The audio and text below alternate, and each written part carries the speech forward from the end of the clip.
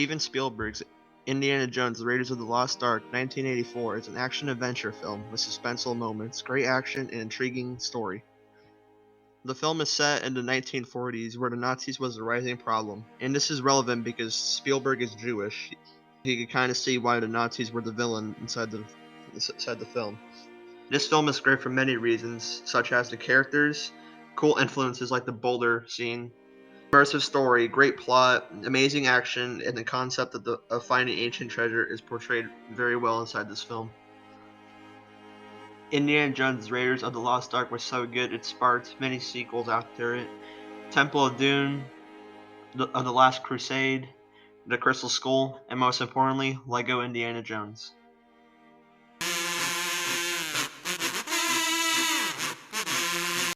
The first scene inside Indiana Jones: Raiders of the Lost Ark is of Jones exploring a jungle with two Spanish fellows on to look for an artifact.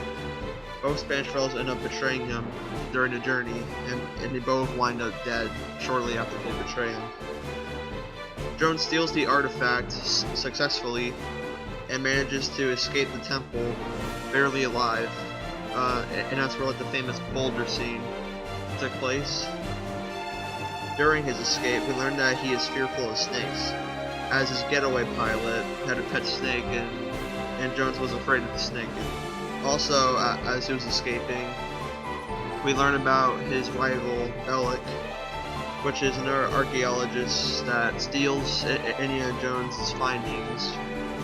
And in this case, he steals the artifact that he steals from the temple. This scene is also pretty important because Spielberg gives us time to know what the enemy is, Indiana Jones' personality trait, what Jones is afraid of, and also establishes some character background history with characters like Bellic.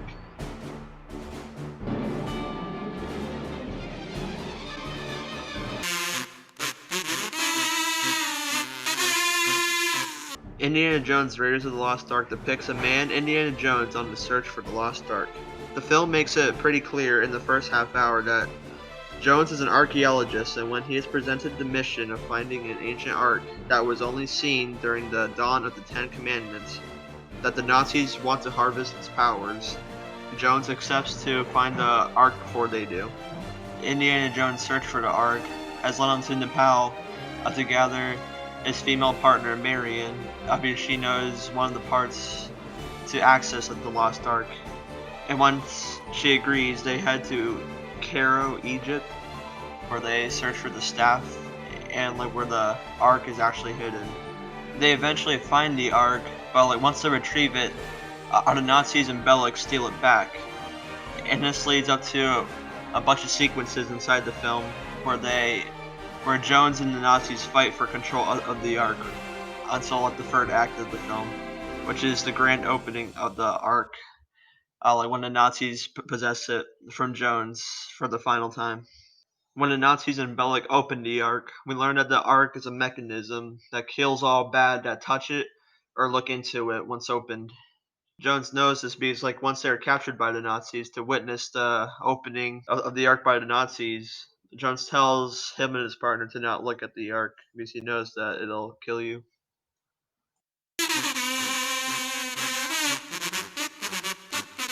The filmmaking or cinematography of Indiana Jones is really cool and great.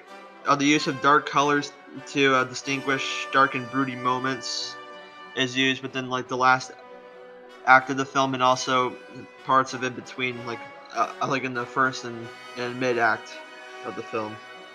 With light colors to symbolize glory and good. The best representation of this is with the Ark. It's a giant gold Ark that glows yellow, which means that it symbolizes good. Spielberg uses the camera angles that makes you feel like you're in the action. Like in the boulder shot, it's a medium shot to kind of give suspense of that Jones is in danger while being chased down by a giant boulder. The camera would do a two shot when two characters interact, such as when that guy was facing off and showing his swordsmanship, and Jones just shoots him.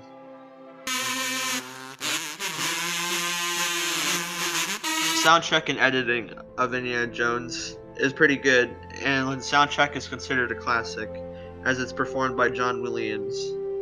The soundtrack is pretty much a classic with Star Wars, Terminator, E.T., Jaws, etc.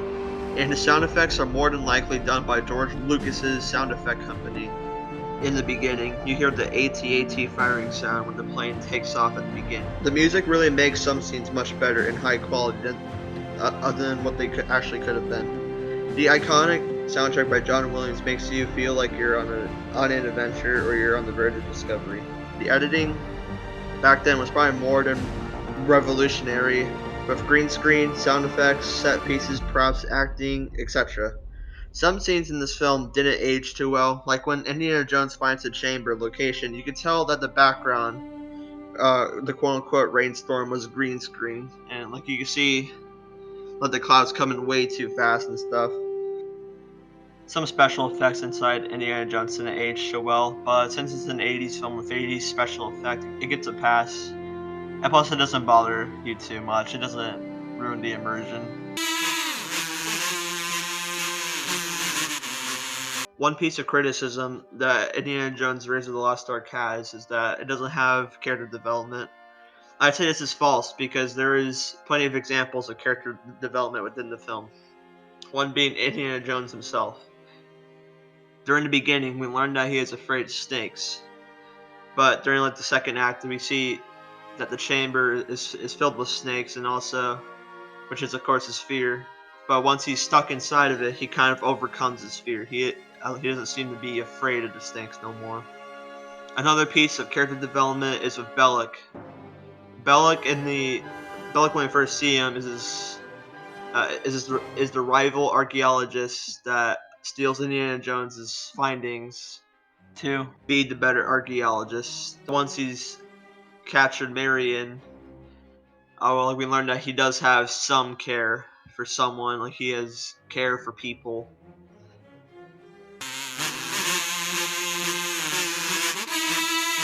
Spielberg worked with George Lucas to make a film that has the ability to immerse everyone, especially the target demographic of teenagers during the 1980s.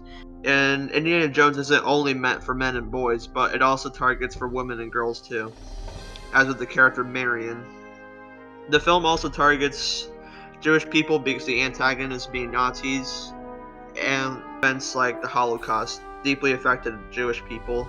So this film kind of drew in Jewish people by seeing the Nazis be defeated.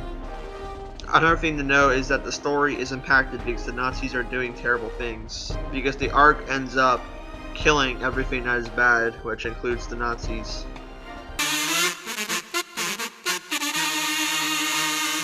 In conclusion, Steven Spielberg and George Lucas's production team managed to make a film that retains its magic almost 40 years later after its initial release in 1984.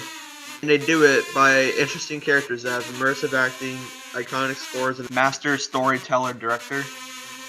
All characters played a part in this film, even the monkey, as without the monkey eating the date, Jones would have died early inside the film. Raiders of the Lost Ark is another adventurous film by Spielberg with suspenseful moments like his Jaws 1975 and E.T. 1982.